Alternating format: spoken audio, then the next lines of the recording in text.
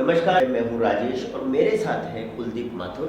कुलदीप माथुर जी राजस्थान के बड़े शिक्षाविद हैं। शिक्षा के क्षेत्र में पिछले 30 वर्षों से आप काम कर रहे हैं और राजस्थान सरकार ने कहा है कि अब स्कूलों को शिक्षा के लिए ऑनलाइन एजुकेशन के बारे में सोचना चाहिए, इसके बारे में आगे काम करना चाहिए।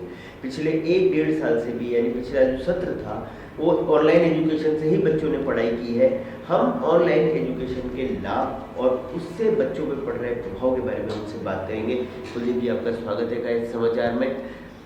क्या सोचते हैं जो शिक्षा के क्षेत्र से जुड़े हुए हैं, क्योंकि आपका जो पूरा अनुभव है, आपका जो पूरा करियर है वो ऑफलाइन एजुकेशन का है और अब सरकार ऑनलाइन एजुकेशन की बात कर रही है, तो क्या है मतलब विचार, इसको लेकर आपके दिमाग में क्या सोच है?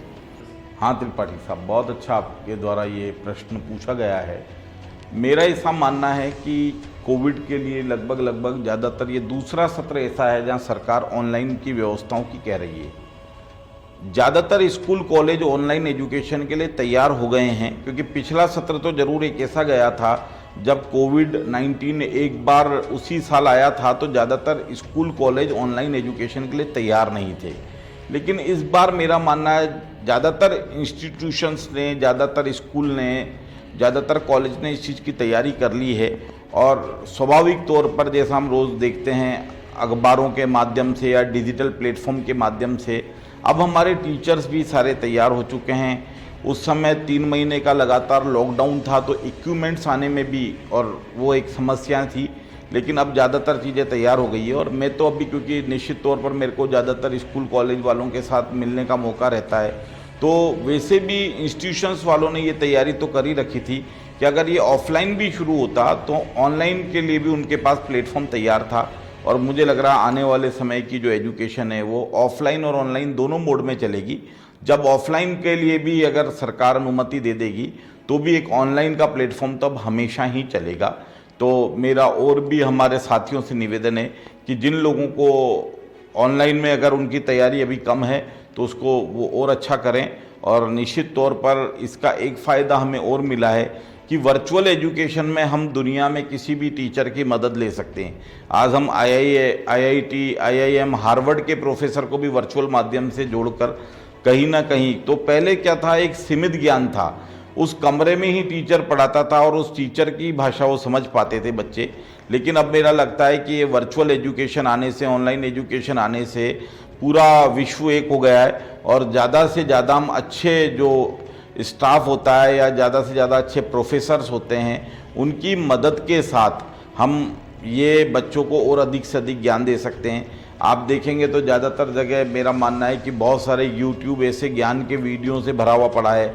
उसके अलावा जो हम प्लेटफॉर्म यूज़ करते हैं, कोई लोग जूम पे करते हैं, कुछ लोग गूगल मीट पे करते हैं और कई ज़्यादातर संस्थाओं ने अपने खुद के प्लेटफॉर्म क्रिएट कर लिए हैं।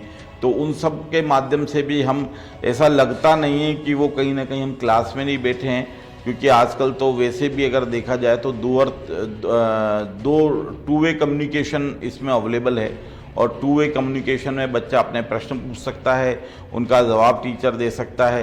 तो मुझे मानना है कि ठीक है, क्योंकि एक टिपिकल और टफ टाइम है आम जनता के लिए, अभिभावकों के लिए, विद्यार्थियों के लिए, लेकिन मुझे लगता है कि एक नई शिक्षा नीति की शुरुआत भी है और मुझे लगता है अब सरकारों का भी काफ़ी जोर है कि भाई कहीं ना कहीं से वर्चुअल एजुकेशन, ऑनलाइन एजुकेशन को भी बढ़ावा मिले।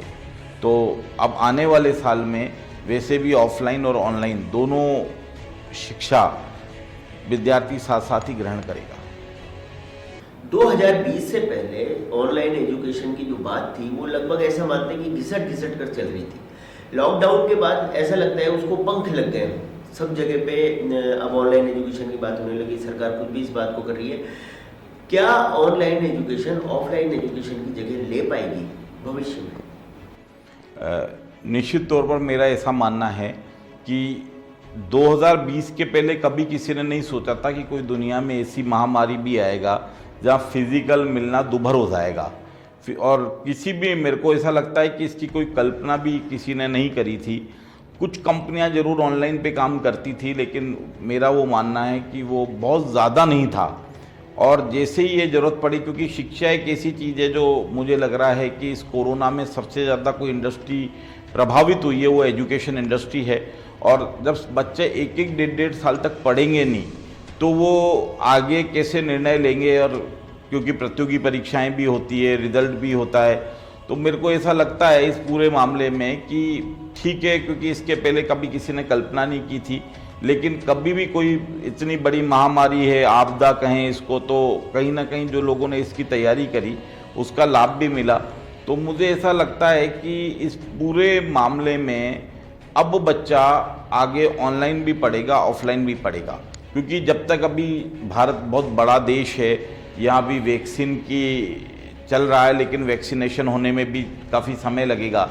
तो जब तक मुझे लगता है, जैसा कि आज भी अखबारों में था कि 70% वैक्सीनेशन लगेगा तभी कहीं ना कहीं प्रभावी होगा। तो भारत बड़ी आबादी का देश है, तो मुझे लगता है कि अभी 2, 4, 6 महीने और ऐसे जाएंगे जहाँ पे कम से कम वैक्सीनेशन को लेकर, जब तक वैक्सीनेशन पूरा होगा और उसके बाद ऑफलाइन क्लास शुरू होगी। और स्वाभाविक तौर पर दोनों का एक एक फ़र्क है। मुझे लगता है कि ऑफलाइन एजुकेशन का एक अपना पार्ट है। ऑफलाइन एजुकेशन में बच्चे को अपने साथी संगियों के साथ उठने का मौका मिलता है, बात करने का मौका मिलता है। उसके कहीं ना कहीं, क्योंकि आप 24 घंटे केवल अपने कान में वीडियो लगा के नहीं सुन सकते, उसकी आंखें खराब होती है अगर हम देखें तो कंप्यूटर के आगे बैठे बैठे, या वो जब वो वर्चुअल मीटिंग में होता है तो स्वाभाविक तौर पर, जैसा मैं देखता हूँ फिजिकल जब क्लास चलती थी तो वो बच्चे अपना एक इंटरवल होता था, प्रार्थना सभा हुआ करती थी, उसके बाद जब छुट्टी होती थी वो अपने दोस्तों के साथ रहता था। फिजिकल में जब मिलते थे वो संडे के दिन कहीं ना कहीं अपने मित्र मंडली से मिलता था, पिक्चर जाता था। तो वो सब भी एक्टिविटीज़ बंद हो गई है, लेकिन अभी क्योंकि कोविड के कारण ये सब मजबूरी है। तो जब भी मुझे लगता है देश में वैक्सीनेशन पूरा हो जाएगा तो फिजिकल भी काम करेगा, लेकिन साथ में डिजिटल इसलिए चलेगा थोड़ा कि वो शाम को घर पे बैठकर जिस समय उसको फ्री होता है, पढ़ाई करनी होती है, और डिजिटल प्लेटफॉर्म पे तो कभी भी देख सकता है कि भाई उसने क्या क्या तैयारी करी। तो मुझे लग रहा है आने वाला सत्र में फिजिकल और डिजिटल दोनों महत्वपूर्ण होंगे और दोनों ही शिक्षा पद्धति चलेगी। आपने बताया बच्चे अपने स्कूल की यादों को भूल जाएंगे, और मैं उन्हीं यादों वाले दौर की बात करना चाहूँगा। मध्य प्रदेश सरकार ने पिछले साल 6ठी क्लास तक के बच्चों की ऑनलाइन क्लासेस पर रोक लगा दी थी। प्राइमरी सेक्शन के बच्चों के लिए ऑनलाइन एजुकेशन आप कितनी बड़ी चुनौती समझते हैं? क्योंकि उन बच्चों को अगर आप मोबाइल के सामने ज़्यादा देर रखते हैं तो मोबाइल एडिक्ट होने का भी एक खतरा उनमें रहता है। तो प्राइमरी क्लासेस में कितनी सक्सेसफुल होगी ऑनलाइन एजुकेशन? आपने बहुत अच्छा प्रश्न किया। मेरा ऐसा मानना है, पिछली बार एक गवर्नमेंट की गाइडलाइन आई थी कि किस विद्यार्थी को कितनी देर इस कार्यक्रम में पढ़ाई करनी है, और प्राइमरी लेवल के लिए जो उनकी गाइडलाइन आई थी वो गाइडलाइन इस तरह से थी कि उसके लिए बहुत कम घंटे दिए थे इन्होंने ऑनलाइन के लिए। लेकिन मैं राज्य सरकार की बात करूं तो राज्य सरकार ने तो ऐप बना दिया है, छोटे उनके टूल किट इस तरह के हैं। जैसे आज भी गवर्नमेंट की एक छोटी सी गाइडलाइन आई है कि बच्चों को होमवर्क करने के लिए घर पे दिया जाएगा जब जब मौका लगेगा, क्योंकि बाद में जब लॉकडाउन ख़त्म हो गया था या उसमें कुछ शिथिलता प्रदान करी गई थी तब बच्चों को पूछने के लिए आना अलाउ था, परामर्श कक्षाओं के लिए वो आ सकते थे। और छोटे बच्चों के लिए इन्होंने कुछ कम घंटे का एक गाइडलाइन दे रखा है कि वो कम देखें। और स्वाभाविक तौर पर छोटे बच्चों को तो वैसे भी खेल खेल में सिखाया जाता है, और मेरा मानना है उनके माँ बाप उनके प्रथम गुरु होते हैं। तो कम समय में जो गवर्नमेंट की, क्योंकि इसमें बड़े अलग अलग बात है, क्योंकि कुछ बच्चों के मामले में मनोचिकित्सक की मतलब मनोचिकित्सक कहें या मनोवैज्ञानिक डॉक्टर कहें या उनके वो कहें, उनकी बहुत ज़रूरत पड़ती है। सबसे ज़्यादा आई पे उन पे कितना जोर आना चाहिए वो भी उनको देखना पड़ता है डॉक्टर्स को, कि कहीं आँखों पे इनके ज़्यादा जोर नहीं आए। तो कम समय में उनको, और ऐसा एक और गवर्नमेंट की गाइडलाइन है मोटे तौर पे कि विद्यार्थी अपना, क्योंकि ज़्यादातर विद्यार्थी अपने ही शहरों में पढ़ते हैं, कुछ किलोमीटर दूर ही रहते हैं, तो उनके माँ बाप होमवर्क ले जाते थे, छोड़ जाते थे, वर्कशीट प्रदान की जाती थी। क्योंकि मेरे को ऐसा लगता है कि वर्ष आजकल, क्योंकि आप व्हाट्सएप के ज़्यादातर स्कूलों में अपने ग्रुप बने हुए हैं, उनको उनके टीचर्स के साथ नियमित परामर्श का मौका मिलता है, तो टीचर्स वर्कशीट बनाकर दे देते थे और घर पे लोग कंप्यूटर के प्रिंटर से निकालकर उन वर्कशीटों को पूरा करते हुए वो वापस उनको सबमिट कर देते थे। ज़्यादातर स्कूलों ने तो इस दौरान अपने पोर्टल बना लिए थे, उन पोर्टल पे सब चीज़ें वापस कार्य करे बाद सबमिट हो जाती है। तो मुझे लगा कि क्योंकि सिलेबस सरकार ने कम किया, पिछली बार भी इन्होंने सिलेबस काफ़ी कम कर दिया था कि विद्यार्थी ज़्यादा दबाव में नहीं रहे। लेकिन जैसा कि आप जानते हैं कि पढ़ाई एक बहुत ज़रूरी सिस्टम है विद्यार्थी के लिए, अगर वो बहुत अच्छा नहीं पढ़ पाएगा तो निश्चित तौर पर आज भी मैं देख रहा हूँ कि इस बार गवर्नमेंट को चाहे एक निर्णय 10th में लेना पड़ा कि 10वीं कक्षा में विद्यार्थी को किस तरह से बिना पढ़े उसको रिजल्ट दिया जाएगा। तो कई विद्यार्थी इन सब चीज़ों से असंतुष्ट भी होते हैं और कुछ लोग संतुष्ट भी होते हैं, लेकिन ज़्यादातर लोगों का मानना है क्योंकि उनके मन में एक भय है कि कहीं यूँ ना हो कि हमारी ज़्यादा परसेंटेज आती है अगर हम एग्ज़ाम देते और कम आ जाए। तो सरकार ने बहुत सारे विकल्प रखे हैं अलग अलग, क्योंकि गवर्नमेंट को लगता है कि इस परिस्थितियों में इसके अलावा कोई और कैसे सरकार कार्य करे। तो सरकार के भी अपने विषय विशेषज्ञ होते हैं, वहाँ विद्वान लोग बैठते हैं, उनकी एक कमेटी होती है और वो कमेटी मिलकर निर्णय लेती है। तो मुझे लग रहा है प्राथमिक स्तर पे जैसा आपने कहा तो उसके लिए भी एक विद्वान लोगों की कमेटी है, सरकार अपना कार्य करती है, शिक्षाविदों का एक बोर्ड होता है। तो मुझे ऐसा लगता है कि जो गवर्नमेंट निर्णय ले रही है वो ज़्यादातर निर्णय इस कोविड कार्यकाल में अच्छे ले रही है और मुझे लगता है कि माँ बाप भी इसको, अभिभावक भी लगातार फॉलोअप कर रहे हैं। तो ये कुछ मुश्किल वक्त है, वैक्सीन आ चुकी है, कुछ समय में ये मुश्किल वक्त निकल जाएगा, फिर मुझे नहीं लगता कि वापस वही फिजिकल एक्टिविटी शुरू हो जाएगी। सर, एक चुनौती और रहेगी जो प्रायोगिक कक्षाएं चला करती हैं विज्ञान के विद्यार्थियों के लिए, उस एक चुनौती से आप कैसे निपटेंगे? क्योंकि अगर वो उस चुनौती को आप पूरा नहीं कर पाएंगे तो कहीं ना कहीं स्कूलिंग कमज़ोर होगी, छात्र कमज़ोर होगा, और स्कूलिंग किसी भी छात्र की शिक्षा की नींव होती है। तो प्रायोगिक परीक्षाओं वाले पार्ट पे की चुनौती को आप लोग ऑनलाइन क्लासेस में कैसे निपटेंगे? जैसा कि इस बार केंद्रीय माध्यमिक शिक्षा बोर्ड की तो प्रायोगिक परीक्षाएं लगभग 90% हो चुकी थी, क्योंकि जब गवर्नमेंट की तरफ से लॉकडाउन के आदेश आए तो 90% संस्थाएं अपनी प्रायोगिक परीक्षा करा चुकी थी।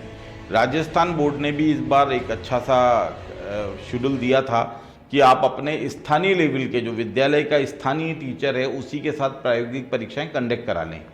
तो क्योंकि वो साल भर टीचर रहता है, बल्कि मैं कहूँ क्योंकि जब 12वीं कक्षा में बच्चा आता है तो ज़्यादातर स्कूलों में नर्सरी, LKG, HKG के एडमिशन्स होते हैं और वो 12वीं तक रहते हैं, तो टीचर को पूरा पता रहता है इस विद्यार्थी कितना प्रतिभावान है या उसका रिजल्ट का परसेंटेज क्या लगभग रहता था।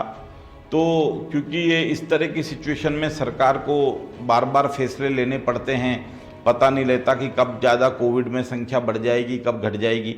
तो केंद्रीय माध्यमिक शिक्षा बोर्ड की परीक्षाएं हो चुकी है और जो बची है उसके लिए हो सकता है सरकार अपने अपने स्तर पे क्या फैसला लेती है, क्योंकि अभी नई गाइडलाइन नहीं आई है। और इसी तरह स्टेट बोर्ड जो राजस्थान बोर्ड है, राजस्थान बोर्ड में भी लोकल लेवल पे टीचर्स को इजाज़त दी गई थी, क्योंकि अभी परीक्षाएं पूरी तरह से नया टाइम टेबल नहीं आया है। तो हो सकता है सरकार परीक्षाओं के बाद भी प्रायोगिक परीक्षाएं कराने की इजाज़त दे दे। तो जैसा कि वहाँ पे बोर्ड के सदस्य, बोर्ड के अध्यक्ष, बोर्ड के सेक्रेटरी जो निर्णय लेंगे उसी के आधार पे ज़्यादातर स्कूल इन तरह की परीक्षाओं को संपादित कराएंगे। कहते हैं कि जो लोग समय के साथ नहीं बदलते, समय उन्हें बदल देता है। समय आ गया है बदलाव का। कोविड ने ये मौका दिया है कि अब हम ऑफलाइन से ऑनलाइन की तरफ हो जाए। सारे छात्रों के लिए एक अपॉर्चुनिटी है, वो अपने घर में बैठ के पढ़ाई कर सकते हैं, बेहतर पढ़ाई कर सकते हैं, ज़्यादा समय दे सकते हैं। और ये बदलाव जो है, हम कई सारे ऐसे उदाहरण देखते हैं दुनिया में जिन बड़ी बड़ी कंपनियों ने अपने आप को नहीं बदला, समय ने उनको बदल दिया। मौका है, आप भी तैयार हो जाइए, कमर कस लीजिए ऑनलाइन एजुकेशन के साथ। और हमारे सारे शिक्षा के से जुड़े हुए लोग जो तैयार हैं आपके भविष्य को बनाने के लिए, जुड़े रहिए हमारे साथ। धन्यवाद। धन्यवाद।